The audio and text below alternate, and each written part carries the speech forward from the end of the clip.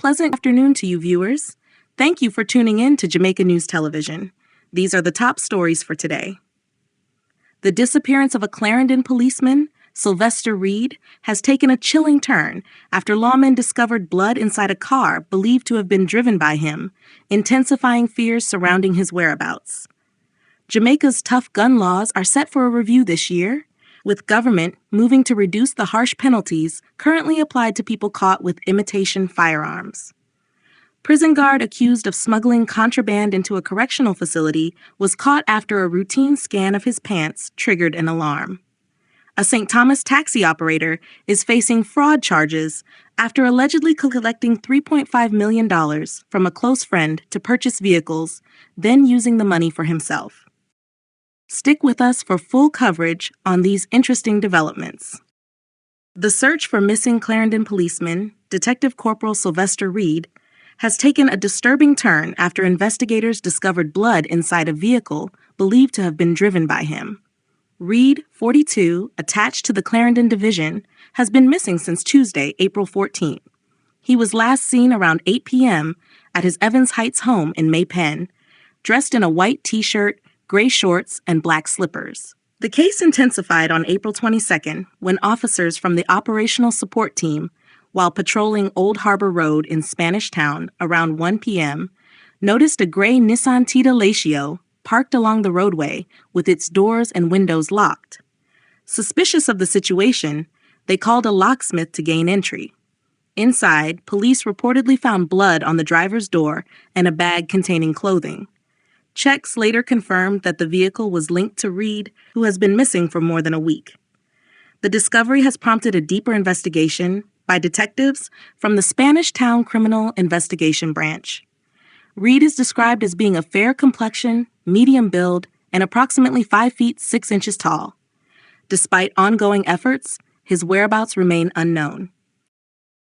The St. Catherine Parish Court heard on Wednesday that a security guard accused of attempting to smuggle contraband into a correctional facility was caught after a routine scan triggered an alarm.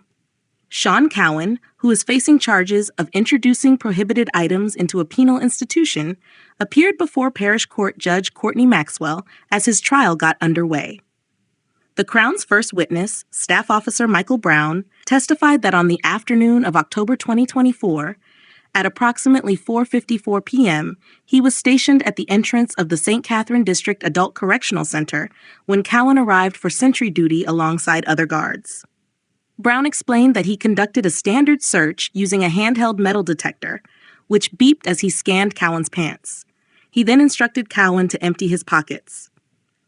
Cowan complied, and items including ganja, cigarettes, wrapping paper, and a lighter were allegedly found.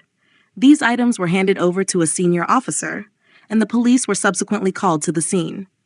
Cowan was arrested and later charged in connection with the incident. His bail has been extended until May 13, 2026, when Brown is expected to continue giving evidence.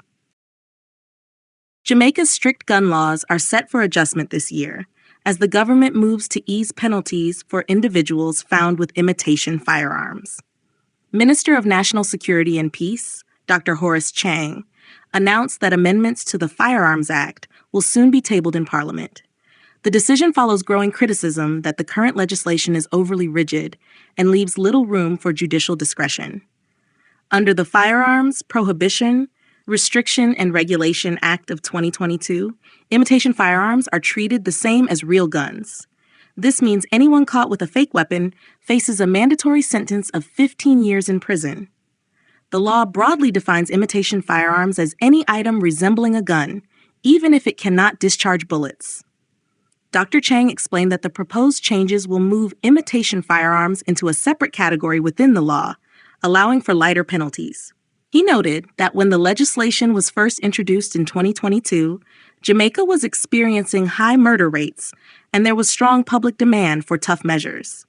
However, legal experts and members of the public have raised concerns that the law is too inflexible, particularly in cases involving minors or items used for artistic, theatrical, or educational purposes. Criminal defense attorney Kimberly Whitaker has been among those voicing objections, stressing that imitation firearms cannot cause physical harm and should not carry the same punishment as real weapons. The proposed amendments are expected to spark debate in Parliament as lawmakers weigh the need to maintain public safety against calls for fairer sentencing and judicial discretion.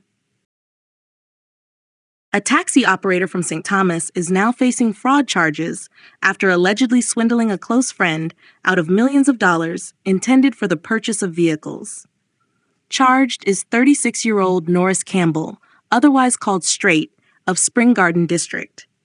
According to reports from the Morant Bay Police, the complainant, who resides overseas, had expressed interest in starting a taxi business in Jamaica and turned to Campbell for assistance in sourcing vehicles.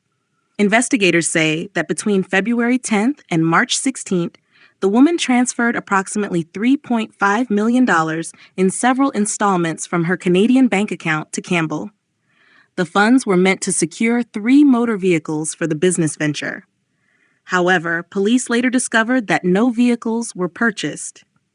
It is alleged that Campbell instead used the money for his own personal benefit. The matter was reported, and following a question and answer session conducted in the presence of his attorney, Campbell was arrested and charged. He is now facing a charge of fraudulent conversion. A court date is being finalized, where Campbell will answer to the allegations. Thank you for joining us on Jamaica News Television, where we keep you informed, always. Please remember to subscribe to receive the latest news updates. Stay safe.